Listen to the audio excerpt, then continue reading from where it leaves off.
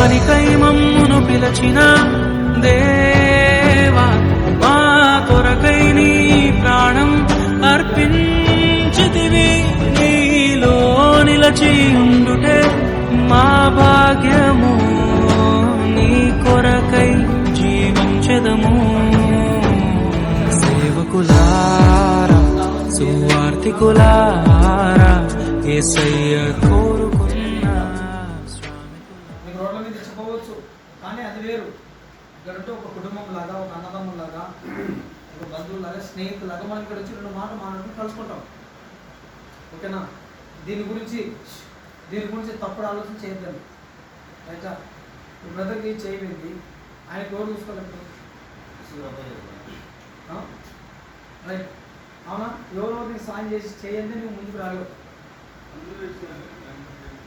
అదే చెప్తే ఎవరో ఒకరు సహాయం, నువ్వైనా కానీ ఎవరు ఆయన గెలుపు చేయండి, ధైర్యం ఏందే ముందుకు పోలేడు.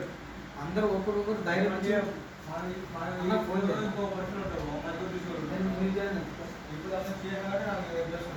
రైటా? మీరు మంచిగా బాగుండాలి. చెప్పండి, అది చెప్తాను. ఇది మాట్లాడుతున్న వాక్యమే, నేను మాట్లాడే వాక్యమే. మీరేం చేయాలంటే ఇక్కడ గుర్తుపెట్టుకోండి. ఇక్కడ రావడం ఉద్దేశం ఏంటంటే మన మనసును మార్చుకోవాలి, ఆలోచనలు మార్చుకోవాలి, మనం మాట్లాడే మాటలు మార్చుకోవాలి. ఓకేనా? మనకు తెలియదు కానీ ఎట్లా మాట్లాడేస్తాం, బూతులు మాట్లాడేస్తాం.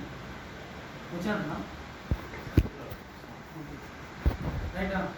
బూతులు ఈ మనసంతా మార్చుకొని మంచిగా. ఇప్పుడు చాలా మంది చర్చిలో పోతే ఎవరో కులమంతాలు ఎవరో మార్చేదాన్ని తీసుకోవడం కదా అనుకుంటారు. మీరు కాదు, మీరు మంచోళ్ళు. కానీ బయట ఏంటంటే వీళ్ళు ఎక్కడో తీసుకోవచ్చున్నారు, కులాన్ని మతాన్ని ఏమో మార్పులు చేస్తారు. కాదు, ఇది ఏంటంటే నేను కూడా ఒకప్పుడు అట్లా అనుకునేవాడిని, అవునా? కానీ ఇక్కడ ఏంటంటే మనము